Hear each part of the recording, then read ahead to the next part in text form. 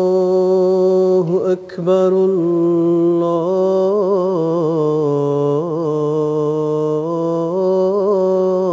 الله أكبر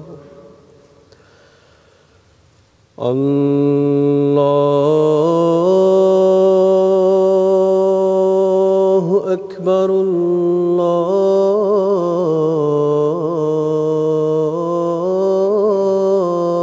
الله أكبر أشهد أن لا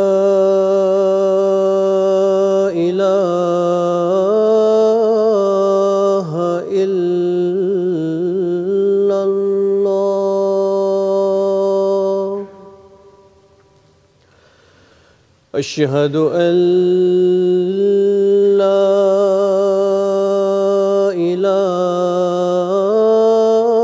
إله إلا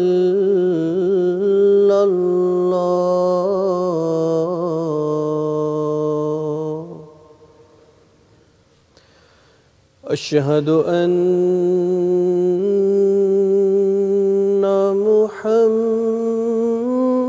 محمدًا رسول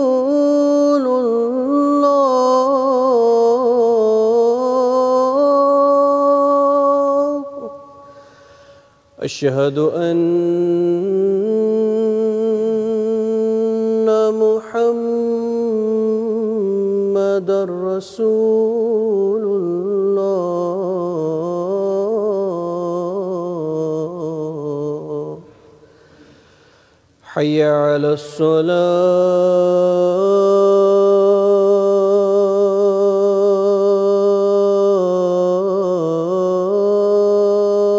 الصلاة حي على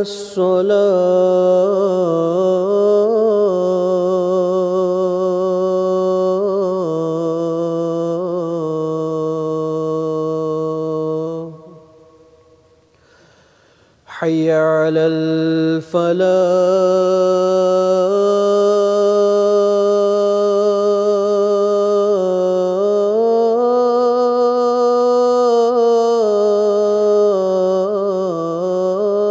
الفلاح حي على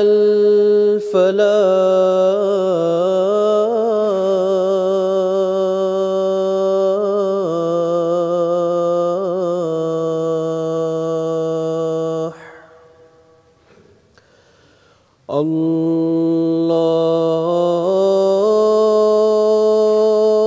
الله أكبر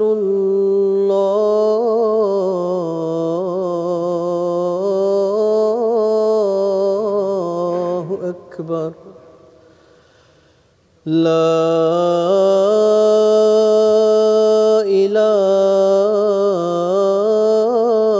إله إلا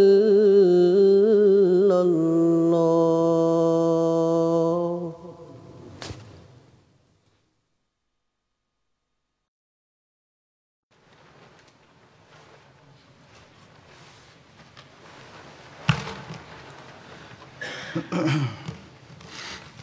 السلام عليكم ورحمة الله.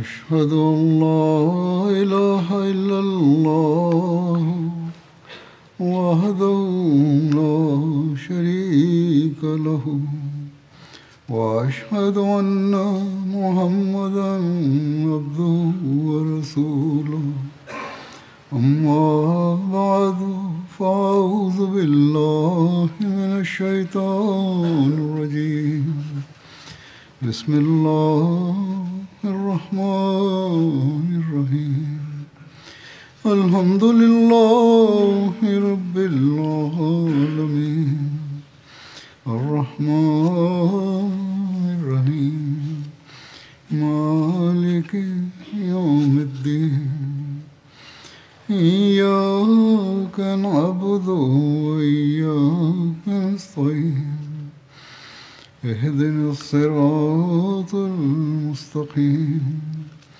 صراط الذين أنعمت عليهم غير المغضوب عليهم ولا الضالين.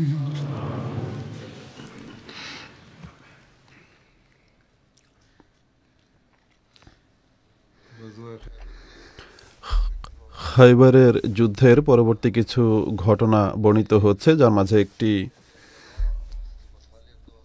তাইমার অধিবাসীদের বিষয়াদি সম্পর্কে। তাইমা মদিনা থেকে সিরিয়ার পথে একটি প্রসিদ্ধ শহর, যা মদিনা থেকে প্রায় 400 কিলোমিটার দূরে অবস্থিত ছিল। তাইমার ইহুদিরা যখন খাইবার, ফাদাক এবং কুরা উপত্যকার অবস্থা সম্পর্কে জানতে পারে, তখন তারা মুসলমানদের বিরুদ্ধে কোনো প্রকার যুদ্ধে অবতীর্ণ হওয়ার পরিবর্তে নিজেরাই দূত পাঠিয়ে সন্ধির প্রস্তাব দেয়, যাতে রসুল করিম সাল্লাল্লাহু আলাইহি ওয়াসাল্লাম রসুল করিম সাল্লাম গ্রহণ করেন এবং তাইমার অধিবাসীদের নিজ ধনসম্পদ সহ নিজ এলাকায় অবস্থানের অনুমতি দেন। এই উপলক্ষে ফজরের নামাজ বিলম্বে আদায়ের ঘটনা বর্ণিত হয়েছে। হযরত আবু হুরায়রা হতে বর্ণিত হয়েছে যে মহানবী সাল্লাল্লাহু আলাইহি ওয়াসাল্লাম খাইবারের যুদ্ধ থেকে ফিরে আসেন।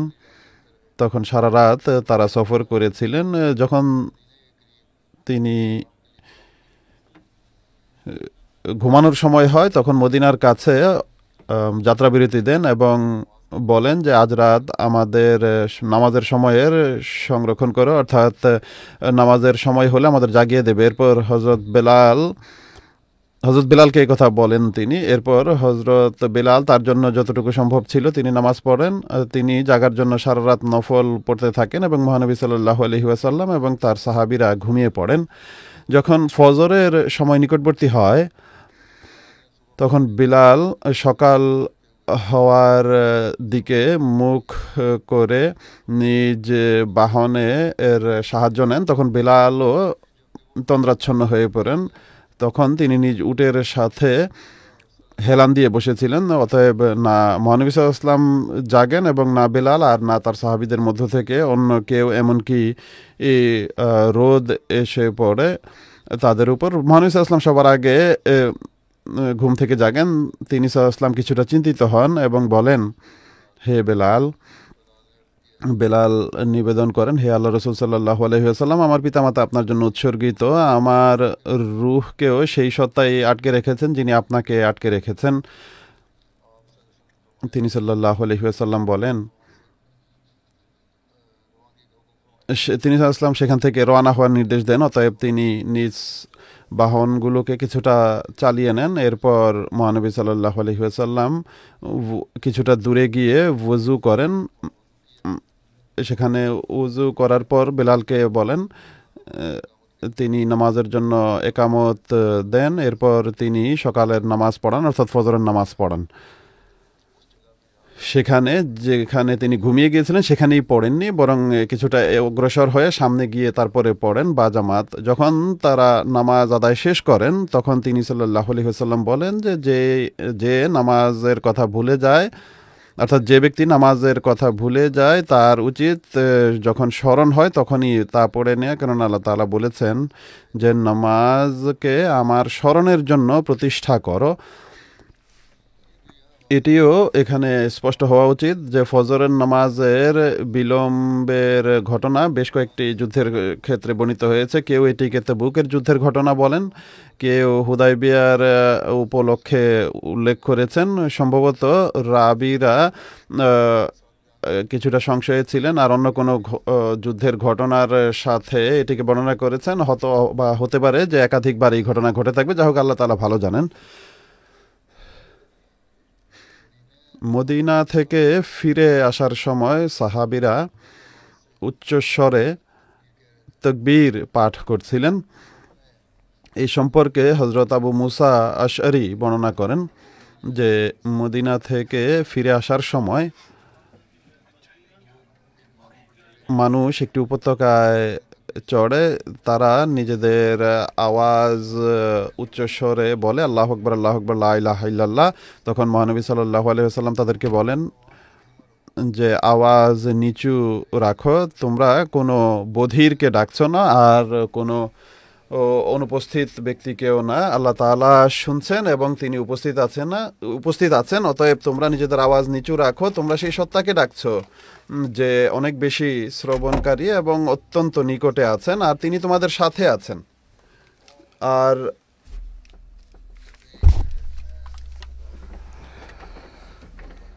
আমি মহানবীর বাহনের পেছনে ছিলাম, তিনি আমার কথা শুনেছেন, আর আমি বলছিলাম লা হাওলা ওয়ালা কুওয়াতা ইল্লা বিল্লাহ।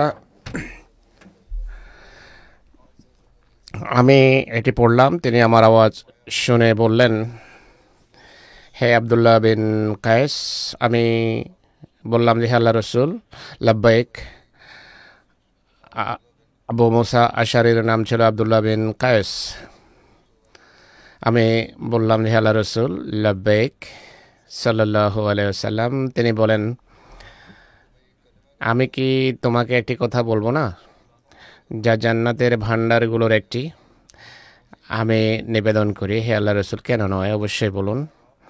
আমার পিতামাতা আপনার জন্য নিবেদিত, অবশ্যই আমি জানতে চাই।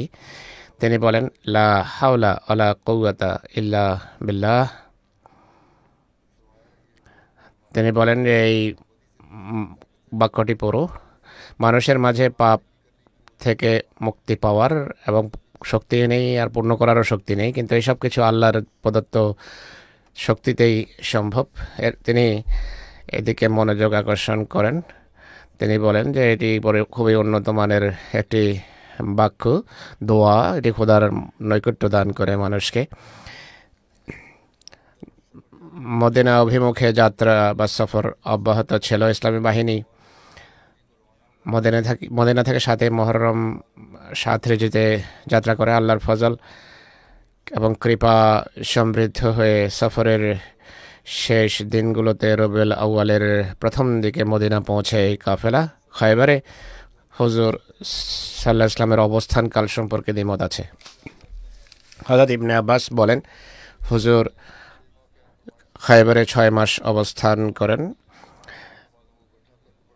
তিনি তখন দুবেলার নামাজ জমা করতেন। কোনো কোনো রওয়ায়েতে আছে তিনি 40 দিন অবস্থান করেছেন। বেশিরভাগ রওয়ায়েত 40 দিন অবস্থানের কথাই বেশি বলে। খায়বার বিজয়ের অনেক সুফল প্রকাশ পায় মুসলমানদের অনুকূলে। খায়বার বিজয়ের একটি মৌলিক প্রভাব যা পড়ে তা হলো আরবের চতুর্দিকে বসবাসকারী বিভিন্ন গোত্র, যারা পূর্বে ইসলাম এবং মুসলমানদের বিরুদ্ধে ষড়যন্ত্রে লিপ্ত ছিল, তারা ভীত এবং ত্রস্ত হয়ে পড়ে। অনেকেই মীমাংসার হাত প্রসারিত করে কিছু আনুগত্য প্রদর্শন করে। মুসলমানদের রাজনৈতিক শক্তি বৃদ্ধি পায়। খায়বার বিজয়ের একটি ফলাফল যা প্রকাশ পায় তা হলো আরব উপদ্বীপে ইহুদিদের শক্তির প্রায় সমাপ্তি ঘটে। মদিনার ইহুদিরা আরবে অর্থনৈতিক এবং সামরিক শক্তির প্রতীক ছিল পুরো আরবে। ইসলামের বিরুদ্ধে তারা হিংস্রতা এবং শত্রুতায় সীমালঙ্ঘন ছাড়িয়ে যায়, আর সব শত্রুকে তারা আশ্রয় দিত। তৃতীয় যে প্রভাব পড়ে খায়বার বিজয়ের তা হলো মদিনার মুসলমানদের অর্থনীতির উপর অনেক গভীর ইতিবাচক প্রভাব পড়ে। হযরত আয়েশা, আব্দুল্লাহ বিন ওমর এবং অন্যান্য সাহাবী বর্ণনা করেন, খায়বার বিজয়ের পর আমরা পেট ভরে খাবার খেতাম। এরপরে পেট ভরে খাবার খাওয়া সম্ভব ছিল না, পর্যাপ্ত খাবার ছিল না। খায়বারের পর মুসলমানদের কাছে পানাহা সামগ্রী এত বেশি একত্রিত হয় যে তারা আনসার ভাইদের সেই সমস্ত ধন সম্পদ ফেরত দেয় যা তারা মুহাজির ভাইদেরকে তখন দিয়েছিলেন যখন তারা দারিদ্র্য নিয়ে মক্কা থেকে এখানে হিজরত করেছিলেন। সেই যুগে হযরত আনাসের এক মজার ঘটনা আছে যাতে এসব বিস্তারিত বিবরণ রয়েছে। তিনি বলেন, মুহাজির যখন মক্কা থেকে মদিনায় আসে তাদের অবস্থা এমন ছিল, তাদের কাছে কিছু ছিল না। আমাদের আনসার ছিল ভূমির মালিক, গবাদি পশুর মালিক। আনসার সেগুলোকে বন্টন করেন। তারা প্রত্যেক বছর নিজেদের উৎপাদিত ফলের অর্ধেক মুহাজিরদেরকে দিয়ে দিতেন। হযরত আনাসের মা তার ফলবাহী খেজুর বৃক্ষ মহানবীর পবিত্র চরণে উৎসর্গ করেন। হুজুর সেই বৃক্ষ উম্মে আইমানকে দিয়ে দেন। তিনি নিজে রাখেননি, উম্মে আইমানকে দিয়ে দেন।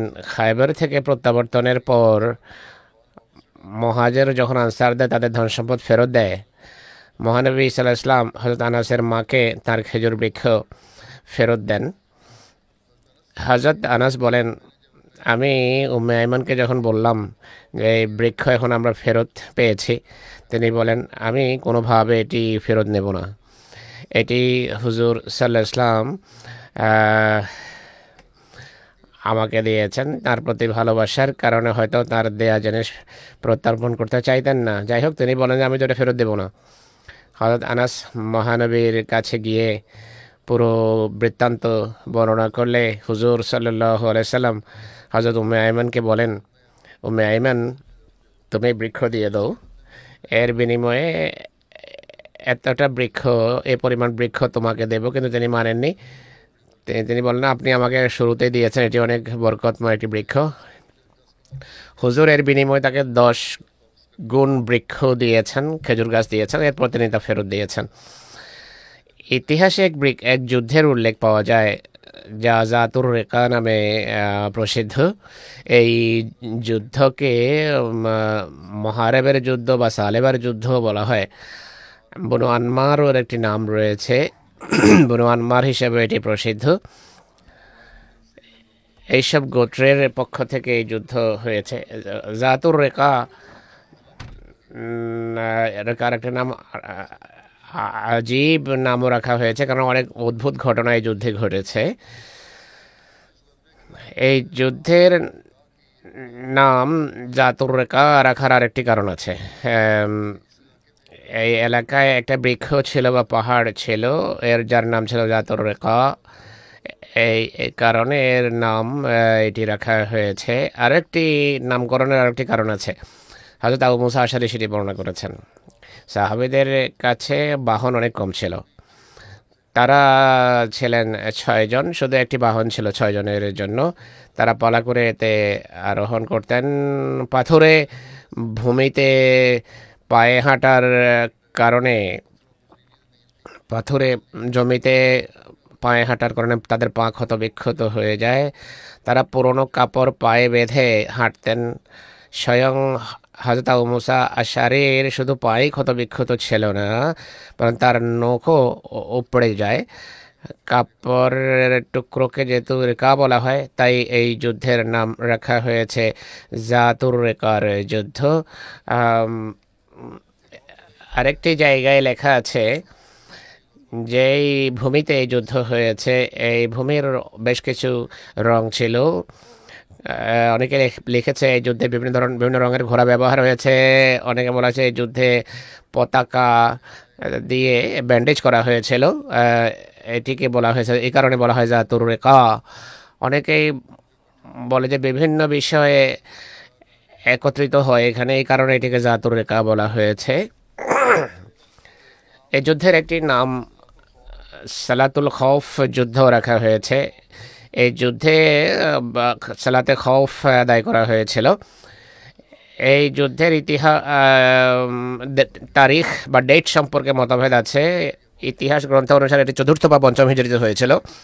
ইবনে হিশাম ইবনে ইসহাকের পক্ষ থেকে বর্ণনা করেছেন, বলেছেন যে এটি 4র্থ হিজরিতে হয়েছে। বনু নজরের যুদ্ধের 3 মাস পর হয়েছে। ইবনে সাআদের মতে 5ম হিজরিতে হয়েছে এটি। কিন্তু ইমাম বুখারী একটি দৃঢ় সাক্ষ্যের ভিত্তিতে বলেন যে এটি খায়বার বিজয়ের পর হয়েছে 7ম হিজরিতে। সেই সাক্ষ্য হলো হযরত আবু মুসা আশআরী এই যুদ্ধে অংশগ্রহণ করেছেন। হযরত আবু মুসা আশআরী যেহেতু খায়বারের যুদ্ধের পর ইসলাম গ্রহণ করেছেন, সে কারণে 7 হিজরির তারিখ বেশি নির্ভরযোগ্য। তিনি হযরত মুসা আশআরী খায়বারে যোগ দিয়েছেন 7ম হিজরিতে, তাই 7 হিজরির তারিখ বেশি নির্ভরযোগ্য বলে মনে হয়।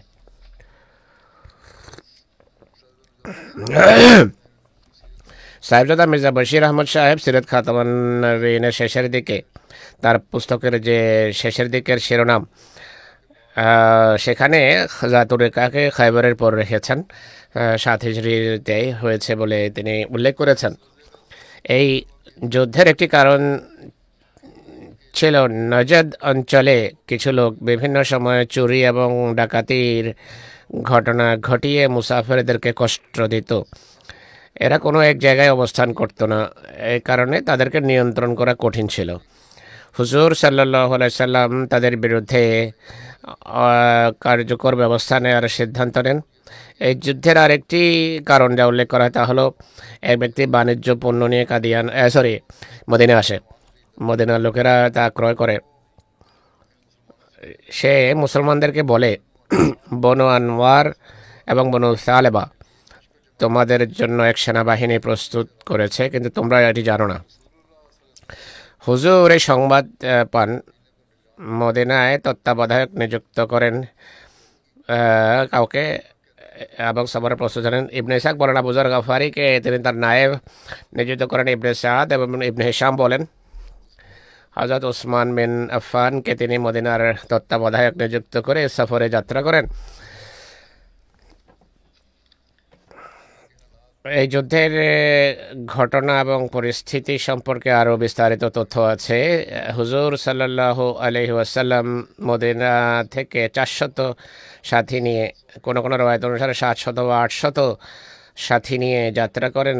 শুকরা উপত্যকায় পৌঁছেন। শুকরা উপত্যকা মদিনা থেকে 2 দিনের দূরত্বে অবস্থিত। একদিন সেখানে অবস্থান করেন। এরপর চতুর্দিকে সৈন্যদল পাঠান। রাতে সব সৈন্যদল ফিরে আসে। তারা সংবাদ দেয় যে তারা কাউকে দেখেনি আর তারা পদচিহ্ন মুছে দিয়েছে। এরপর মহানবী সাল্লাল্লাহু আলাইহি সাল্লাম নখল জায়গা পৌঁছেন। নখল মদিনা থেকে প্রায় 62 মাইল দূরে অবস্থিত। এসব গোত্রের অবস্থান স্থলে যখন পৌঁছান, সেখানে মহিলা ছাড়া আর কাউকে পাননি হুজুর। মহিলাদেরকে গ্রেফতার করা হয়। কোনো কোনো ঐতিহাসিক মহিলাদেরকে গ্রেফতার করার কথা উল্লেখ করেনি। তারা বলেন যে গ্রেফতার হয়নি। আর মরুবাসী যারা ছিল, পাহাড়ের চূড়ায় আত্মগোপন করে পাহাড়ের চূড়া থেকে সব দৃশ্য তারা দেখছিল। পুরুষরা পালিয়ে যায়, মহিলারা নিচে থেকে যায়। কারো কারো মতে মহিলাদের গ্রেফতার করা হয়, কিন্তু বেশিরভাগ লোক এটাই বলেন যে তাদের গ্রেফতার করা হয়নি। হযরত জাবের বলেন, মহানবী সাল্লাল্লাহু আলাইহি ওয়াসাল্লাম নখল থেকে জাতুর রেখা যান। সেখানে গাতফান বাহিনীর মুখোমুখি হন তারা, কিন্তু যুদ্ধ হয়নি। মুখোমুখি পরস্পরের উপর হামলার আশঙ্কা উভয় পক্ষ করছিল। আশঙ্কা ছিল যে শত্রু যে কোনো সময় হামলা করতে পারে। আশঙ্কা ছিল হামলার, তাই অবশ্য সে সময় নামাজের সময় হয় আশঙ্কার ভিতর। তখন হুজুর সালাতে খৌফ আদায় করেন, এমন নামাজ যাতে কিছু লোক অংশগ্রহণ করে। প্রথমে এক দল অংশগ্রহণ করে, এরপর তারা চলে যাওয়ার পর দ্বিতীয় দল আসে। এরপর দ্বিতীয় দল এসে নামাজ পড়ে, যার কথা কোরআনের সূরা নিসায় উল্লেখিত আছে যে এমন পরিস্থিতি দেখা দিলে ভীতিকর অবস্থায় কিভাবে নামাজ পড়তে হয় এটি কোরআনে উল্লেখ আছে। বাইহাকি হযরত জাবেরের পক্ষ থেকে বর্ণনা করেছেন, মহানবী সাল্লাল্লাহু আলাইহি ওয়াসাল্লাম যোহরের নামাজ পড়িয়েছেন। মুশরিক মুসলমানদের উপর হামলার ষড়যন্ত্র করে এবং এরপর বলে যে এদের মুসলমানদের এখন ছেড়ে দাও। আরেকটি নামাজ রয়েছে যা সন্তানদের চেয়ে মুসলমানদের কাছে বেশি প্রিয়। জিবরাইল মহানবীর কাছে আসে এবং শত্রু ষড়যন্ত্রের এক নামাজ ছেড়ে দেওয়ার পরে নামাজের সময় হামলা করবে, এটি শত্রুর পরিকল্পনা ছিল। শত্রুর ষড়যন্ত্রের কথা জিবরাইল মহানবীকে অবহিত করে। মহানবী আসরের সময় সালাতে খৌফ পড়ান। ইবনে সাদ বর্ণনা করেন, এইটি মুসলমানদের ইতিহাসের প্রথম সালাতে খৌফ ছিল। বুখারীর মুফাসসির আল্লামা বদরুদ্দিন আইনি লিখেছেন যে সালাতে খৌফ সম্পর্কে দ্বিমত আছে। প্রথমবার কোন বছর সালাতে খৌফের খৌফ সংক্রান্ত আয়াত অবতীর্ণ হয়? আলেমেরা বলে যে প্রথমবার জাতুর রেকাতেই সালাতে খৌফ আদায় করা হয়, কিন্তু কোন বছর এই সংক্রান্ত আয়াত অবতীর্ণ হয়েছে সেই সম্পর্কে আলেমদের মাঝে দ্বিমত আছে। কেউ বলে চতুর্থ, কেউ বলে পঞ্চম, কেউ বলে ষষ্ঠ হিজরিতে, অবশ্য কেউ সপ্তম হিজরির কথাও বলেছে। এক উক্তি অনুসারে সালাতে খৌফ বদরুল মওদ যুদ্ধের পূর্বে প্রথমবার আদায় করা হয়, যা হয়েছে চতুর্থ হিজরির শাওয়াল মাসে। তখন এক ব্যক্তি সাহাবীদের উপর হামলা করার কথাও দেখা যায়। হুজুর সাল্লাল্লাহু এক রাতে এক জায়গায় অবস্থান করেন, তখন প্রবল বাতাস বইছিল। সাহাবীদেরকে তিনি বলেন, কে আছে যে আজ রাতে আমাদের জন্য পাহাড়ের ব্যবস্থা করবে? তখন হযরত আব্বাদ বিন বিশর এবং হযরত আম্মার বিন ইয়াসের দণ্ডায়মান হন এবং বলেন, আমরা হে আল্লাহ রাসূল আপনার পাহারা দেব। তারপর উভয়ই সেখানে বসে যান। হযরত আব্বাদ বিন বিশর আম্মার বিন ইয়াসেরকে বলেন, রাতের প্রথম অংশে আমি পাহারা দেব, আর তুমি ঘুমিয়ে পড়ো, আর রাতের শেষ অংশে তুমি পাহারা দেবে, আমি ঘুমিয়ে পড়ব। হযরত আম্মার বিন ইয়াসির রাদিয়াল্লাহু তাআলা আনহু ঘুমিয়ে পড়েন, আর হযরত আব্বাদ বিন বিশর রাদিয়াল্লাহু আনহু দাঁড়িয়ে নামাজ আরম্ভ করেন। তিনি নামাজ পড়ছিলেন। বর্ণিত আছে রাতে এক শত্রুপক্ষের এক ব্যক্তি তাকে দেখে গিরিপথে হযরত আব্বাদ বিন বিশরের ছায়া দেখে তিনি নামাজ পড়ছিলেন। সে ভাবলো মুসলমানদের এক ব্যক্তি পাহারা দিচ্ছে, এটি সে হয়তো ভেবে থাকবে। সে তীর ছুড়ে হযরত আব্বাদ বিন বিশরের দেহে তীর লাগে। হযরত আব্বাদ বিন বিশর নামাজ পড়ছিলেন, নামাজের রত ছিলেন, তিনি তীর বের করে ফেলে দেন। নামাজ ছাড়েননি, নামাজ অব্যাহত রাখেন, তীর বের করে ফেলে দেন। নামাজ অব্যাহত ছিল। সে দ্বিতীয়বার তীর ছুড়ে তীর নিক্ষেপ করে, তাও তার গায়ে লাগে, তিনি তাও বের করে ফেলে দেন। তৃতীয়বার যখন সে তীর নিক্ষেপ করে, আব্বাদ বিন বিশরের দেহ থেকে অনেক রক্ত বয়ে যাতেন। নামাজ শেষ করেন, হয়তো আম্মার বিন ইয়াসিরকে জাগান। সেই ব্যক্তি যখন দ্বিতীয় ব্যক্তিকে দেখে, সে পালিয়ে যায়। হযরত আম্মার বিন ইয়াসির হযরত আব্বাদ বিন বিশরকে আহত অবস্থায় দেখে বলেন, প্রথমে কেন জাগাওনি? তিনি বলেন, আমি নামাজে সূরা কাহফের তেলাওয়াত করছিলাম, আর আমার ইচ্ছা হয়নি যে তেলাওয়াত বন্ধ করব। এটি আল্লাহর সাথে গভীর সম্পর্ক ছিল, আন্তরিকতা ছিল, ইবাদতের একাগ্রতা ছিল, কোনো আহত হওয়ার নিয়ে কোনো মাথা ব্যথা নেই। কোনো কোনো রওয়ায়েতে আছে তীর হযরত আম্মার বিন ইয়াসিরের গায়ে লাগে। আম্মার বিন ইয়াসিরের কথা আছে এখানে। 15 দিনের এই অভিযানের পর হুজুর মদিনার দিকে ফিরে আসেন, আর তিনি জাওয়াল বিন সুরাকাকে মদিনার দিকে প্রেরণ করেন মদিনাবাসীদের মুসলমানদের নিরাপদ থাকার সংবাদ দেওয়ার জন্য। হযরত জাবেরের পক্ষ থেকে বর্ণিত হয়েছে, মহানবী সাল্লাল্লাহু আলাইহি সাল্লাম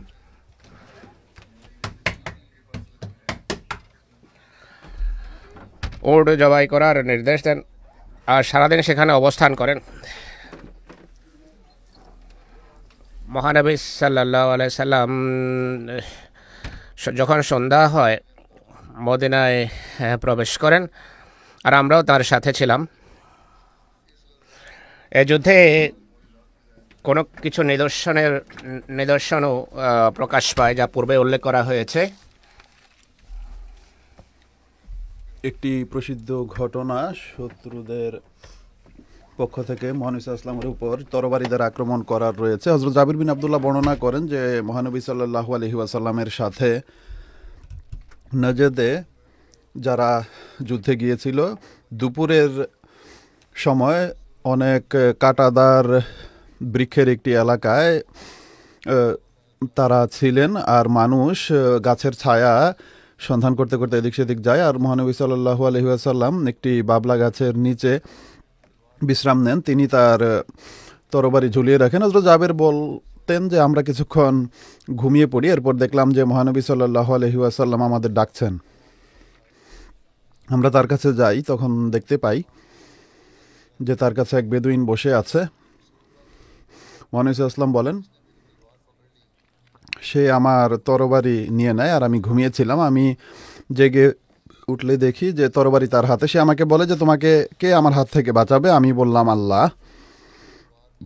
তখন সে তার তরবারি খাপে ভরে নেয়, আর এই সেই ব্যক্তি যে এখানে বসে আছে, তিনি সেই আক্রমণকারীকে কোনো শাস্তি দেননি। এই ব্যক্তির নাম গরস বিন হারেস বর্ণনা করা হয়।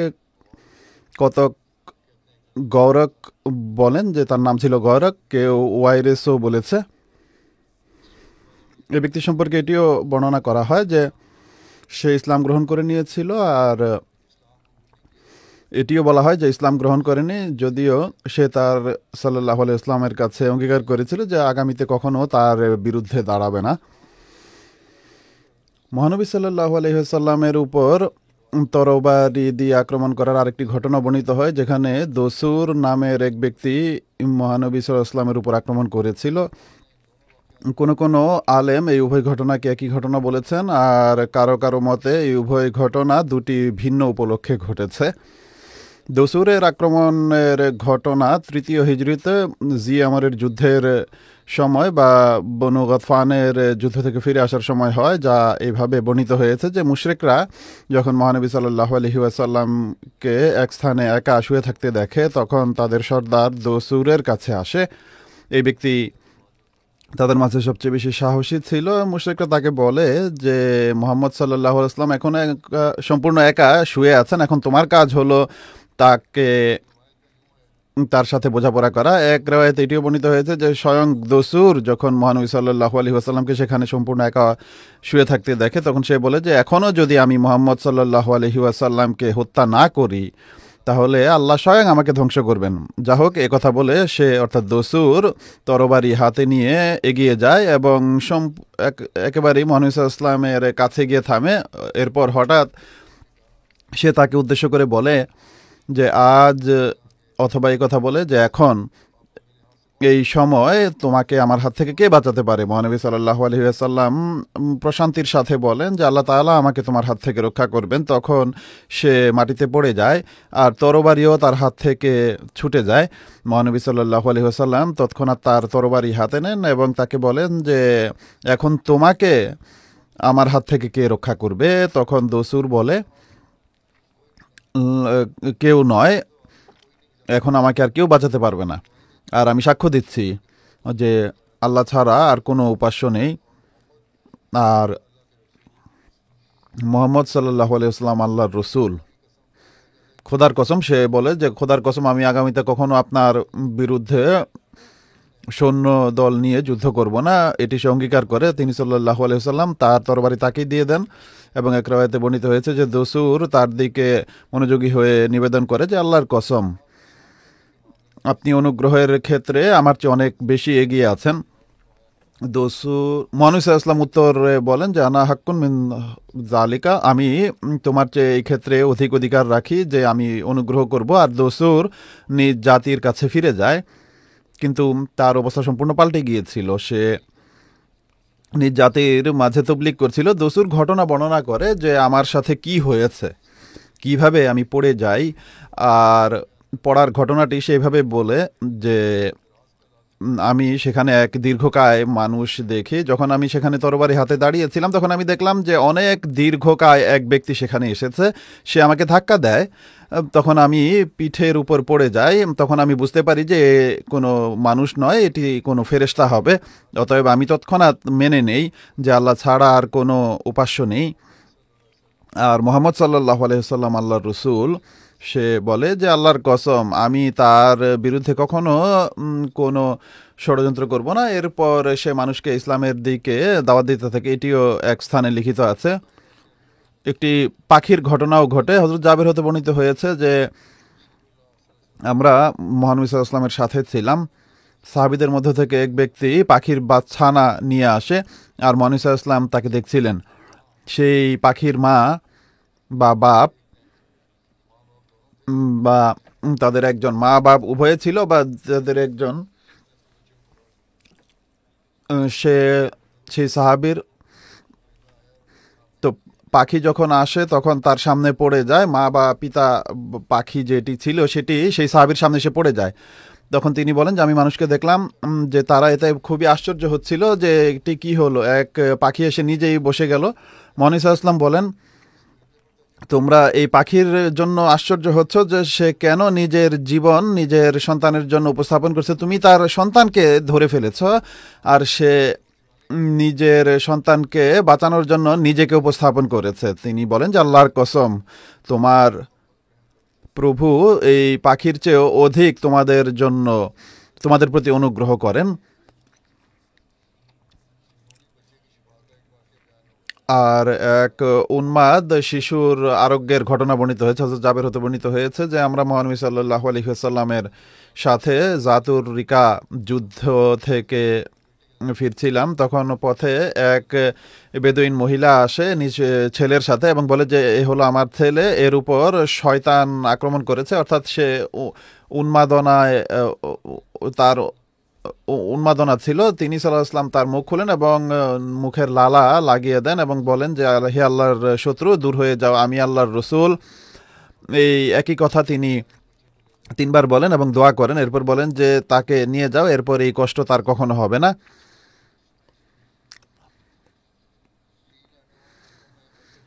তিনটি ডিমের মাঝে বরকতের একটি ঘটনা রয়েছে। উট পাখির ডিম ছিল। হযরত উরওয়া বিন যায়েদ হারসি 3টি উট পাখির ডিম নিয়ে আসে। তিনি বলেন যে জাবের এগুলো নিয়ে নাও এবং এই ডিমগুলো রান্না করো। আমি সেগুলো রান্না করি আর এগুলোকে এক পেয়ালায় রেখে নিয়ে আসি। এরপর আমি রুটি অনুসন্ধান করি কিন্তু পাইনি। মহানবী সাল্লাল্লাহু আলাইহি ওয়াসাল্লাম এবং সাহাবীরা রুটি ছাড়াই সেগুলো খেতে থাকেন, এমনকি তারা সবাই তৃপ্তির সাথে খান, পেট ভরে যায় এবং পেয়ালায় ডিম সেভাবে পড়েছিল যেভাবে শুরুতে ছিল। এরপর আরও অনেক সাহাবী তা থেকে খান এবং এরপর আমরা সামনে অগ্রসর হই। এই উপলক্ষে একটি উটের ঘটনাও বর্ণিত হয়েছে যে নিজ মালিকের বিরুদ্ধে অভিযোগ করেছিল। হযরত জাবের হতে বর্ণিত হয়েছে যে আমরা জাতুর রিকা যুদ্ধ থেকে ফিরে আসছিলাম, এমনকি আমরা হাররায় পৌঁছি। যখন একটি উট দ্রুত গতিতে আসে এবং সে হাঁকডাক আরম্ভ করে, মহানবী সাল্লাল্লাহু আলাইহি ওয়াসাল্লাম বলেন, তোমরা কি জানো এই উট কি বলেছে? সে নিজ মালিকের বিরুদ্ধে অভিযোগ করছিল। তার মালিক তাকে কয়েক বছর যাবৎ কাজ করাচ্ছে এবং সে এখন এটিকে জবাই করার ইচ্ছা রাখে। হে জাবের, তার মালিকের কাছে যাও এবং তাকে আমার কাছে নিয়ে আসো। আমি নিবেদন করি। হযরত জাবের বলেন যে আমি তো জানি না এই উটের মালিককে হুজুর। তখন হুজুর বলেন যে এই উটই তোমাকে এর মালিকের কাছে নিয়ে যাবে, একে ছেড়ে দাও, সে নিজ মালিকের কাছে পৌঁছে যাবে। অতএব সেই উট তাকে নিয়ে যায়, এমনকি তার মালিকের কাছে পৌঁছে দেয়। তিনি বলেন যে আমি তাকে মহানবী সাল্লাল্লাহু আলাইহি ওয়াসাল্লামের কাছে নিয়ে আসি। তখন তিনি সাল্লাল্লাহু আলাইহি ওয়াসাল্লাম উট সম্পর্কে তাকে জিজ্ঞেস করেন। মহানবী সাল্লাল্লাহু আলাইহি ওয়াসাল্লাম বলেন, তুমি এই উট আমার কাছে বিক্রি করে দাও।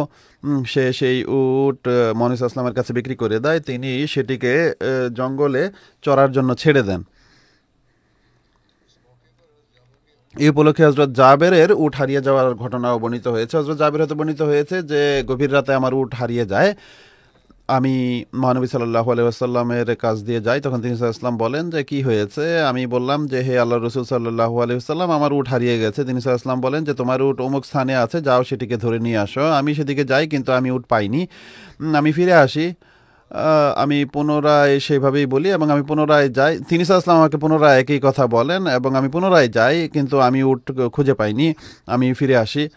এরপর মহানবী সাল্লাল্লাহু আলাইহি ওয়াসাল্লাম স্নেহবশত বলেন যে চলো আমার সাথে, চলো আমার সাথে আসো। এরপর আমরা একসাথে যাই এবং আমরা উটের কাছে যাই এবং তিনি উট আমাকে ধরিয়ে দেন। তার অলস উটেরও একটি ঘটনা রয়েছে। এই যুদ্ধের প্রেক্ষিতে হযরত আব্দুল্লাহ বিন জাবির বর্ণনা করেছেন যে মহানবী সাল্লাল্লাহু আলাইহি ওয়াসাল্লামের সাথে আমি ছিলাম, আমার উট অলস হয়ে যায় এবং ক্লান্ত হয়ে পড়ে। মহানবী সাল্লাল্লাহু আলাইহি ওয়াসাল্লাম আমার কাছে আসেন এবং বলেন যে হে জাবের, আমি নিবেদন করলাম যে জি হুজুর। তিনি বলেন যে কি হয়েছে? আমি বললাম যে আমার উট ক্লান্ত হয়ে পড়েছে এবং এ কারণে আমি পিছিয়ে পড়েছি। তিনি সাল্লাল্লাহু আলাইহি ওয়াসাল্লাম নিজ বাহন থেকে নামেন এবং বলেন যে তোমার কাছে কি পানি আছে? আমি বললাম যে জি হ্যাঁ। এরপর আমি পানির একটি পেয়ালা নিয়ে আসি। তিনি সাল্লাল্লাহু আলাইহি ওয়াসাল্লাম তাতে ফুৎকার করেন বা ফু দেন এবং সেই উটনির কোমরে ছিটিয়ে দেন এবং তার পিঠেও ছিটিয়ে দেন। এরপর বলেন যে আমাকে একটি লাঠি দাও বা ছড়ি দাও। আমি নিজের লাঠি বা ছড়ি তার হাতে দেই, বা বলেন যে আমি গাছ থেকে একটি লাঠি বা ছড়ি কেটে দেই। যা হোক, তিনি সেটিকে কয়েকবার আঘাত করেন সেই উটকে এবং নিজ ছড়ি দ্বারা সেটিকে টানতে থাকেন। এরপর বলেন যে আরোহণ করো। আমি আরোহণ করি, আমি অর্থাৎ সেই উটে চড়ি। আমি সেই উটকে দেখি যে সেটি এত দ্রুত বেগের হয়ে গেছে যে এখন আমি মহানবী সাল্লাল্লাহু আলাইহি ওয়াসাল্লামকে ছাড়িয়ে যাওয়ার থেকে আমি সেটিকে বিরত রাখতে চেষ্টা করি।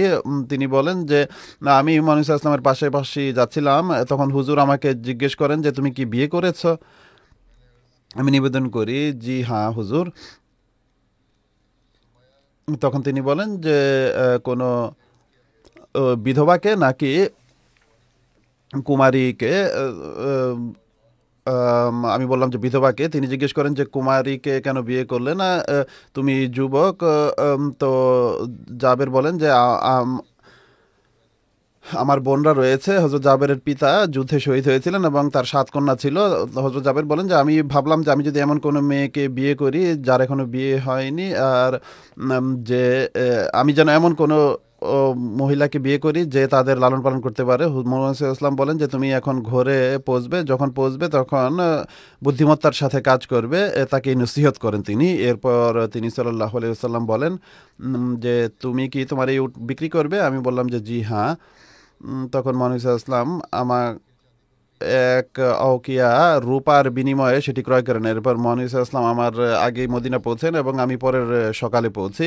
আমরা মসজিদে আসি, তখন মহানবী সাল্লাল্লাহু আলাইহি ওয়াসাল্লামের দরজায় তাকে পাই। তিনি সাল্লাল্লাহু আলাইহি ওয়াসাল্লাম জিজ্ঞেস করেন যে এখন পৌঁছেছো? আমি বললাম যে জি হ্যাঁ। তিনি বলেন যে তোমার উট ছেড়ে দাও এবং মসজিদে গিয়ে 2 রাকাত নামাজ পড়ো। অতএব আমি ভিতরে যাই এবং নামাজ পড়ি। এরপর তিনি হযরত বেলালকে বলেন যে তাকে এক আওকিয়া রূপা মেপে দাও, সেই উটের মূল্য যা পথে প্রস্তুত নির্ধারণ হয়েছিল। হযরত বেলাল আমাকে তা মেপে দেন। এরপর আমি কিছুটা গেলে তিনি সাল্লাল্লাহু আলাইহি ওয়াসাল্লাম বলেন যে জাবেরকে আমার কাছে ডেকে আনো। হযরত জাবের বলেন যে আমি মনে মনে ভাবি যে হযরত মহানবী সাল্লাল্লাহু আলাইহি ওয়াসাল্লাম এখন আমাকে উট ফিরিয়ে দিবেন, আর এই কথার চেয়ে উত্তম আর কোনো কথা আমার মনে আসেনি। তিনি সাল্লাল্লাহু আলাইহি ওয়াসাল্লাম বলেন যে তোমার উটও নিয়ে নাও এবং এর মূল্য নিজের কাছে রাখো। অর্থাৎ হযরত জাবেরের যে ধারণা ছিল যে মহানবী সাল্লাল্লাহু আলাইহি ওয়াসাল্লাম উট ফিরিয়ে দেবেন এবং মূল্য নিয়ে নেবেন, তো এটি হয়নি, বরং মহানবী সাল্লাল্লাহু আলাইহি ওয়াসাল্লাম তাকে মূল্য এবং উট দুটি দিয়ে দেন, তিনি উটের মূল্য ফিরিয়ে নেননি। কিছুটা পানির অনেক বেশি পরিমাণ হয়ে যাওয়ার ঘটনা রয়েছে বা মোজেজার ঘটনা বর্ণিত হয়েছে। হযরত জাবের বলেন যে এই যুদ্ধের সময়ে একবার মহানবী সাল্লাল্লাহু আলাইহি ওয়াসাল্লাম বলেন হে জাবের, ওযুর জন্য ঘোষণা করো। আমি বললাম শোনো, ওযু করো, ওযু। আমি মানুষের সামনে এই ঘোষণা করি। তিনি বলেন যে আমি মহানবী সাল্লাল্লাহু আলাইহি ওয়াসাল্লামের কাছে নিবেদন করি যে হে যে কাফেলায় এক ফোঁটা পানিও নেই এখন আমাদের কাছে। তিনি বলেন যে অমুক আনসারি সদস্যের কাছে যাও এবং দেখো তার মশকে কিছু পানি আছে কিনা। তিনি বলেন যে আমি সেদিকে যাই এবং দেখি যে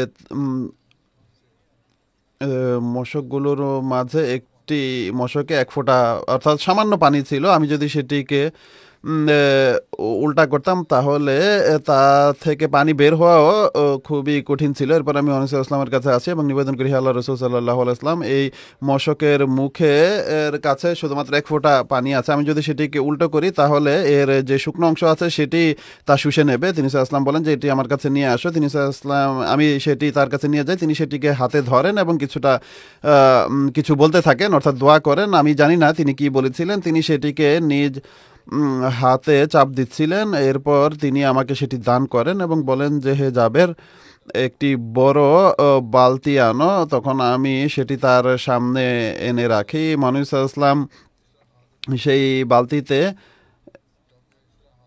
এমনভাবে হাত উঠান আর এমনভাবে ছড়িয়ে দেন এবং নিজ আঙ্গুলের ইশারা করেন, অর্থাৎ হাত ছড়িয়ে দেন সেই বালতিতে।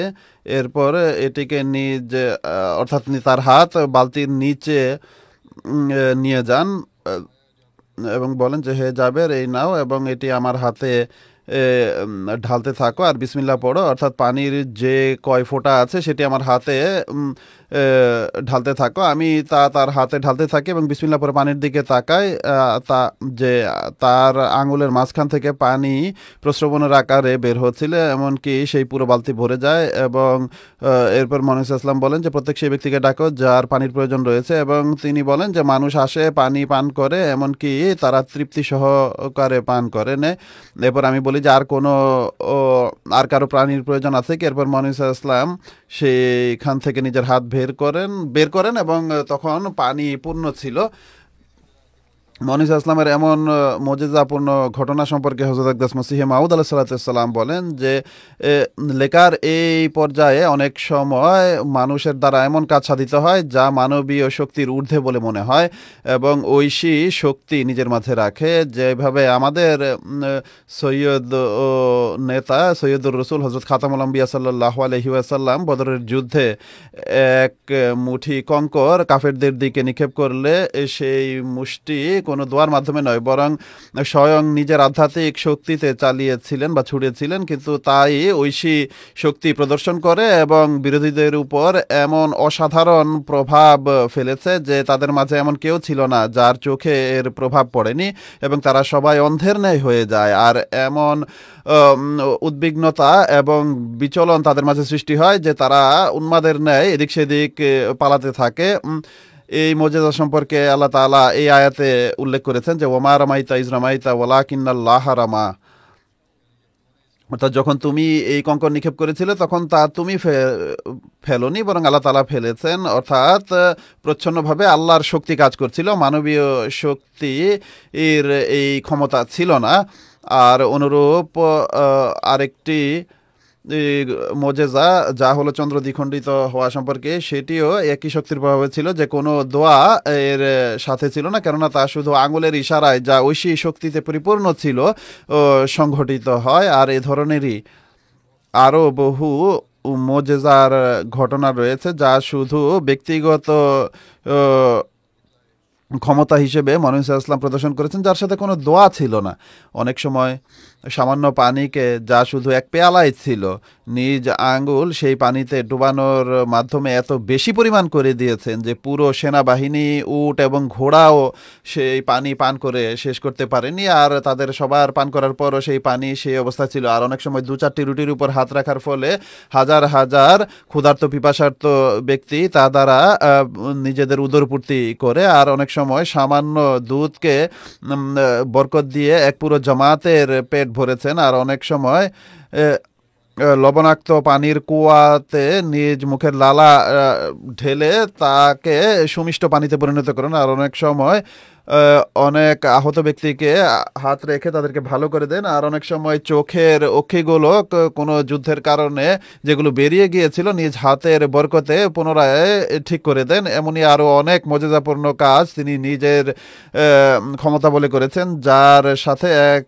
লুকায়িত ঐশী শক্তি ছিল। আল্লাহুম্মা সাল্লি আলা মুহাম্মাদিন ওয়া আলা মুহাম্মাদ ওয়া বারিক ওয়া সাল্লিম ইন্নাকা হামিদুম মাজিদ।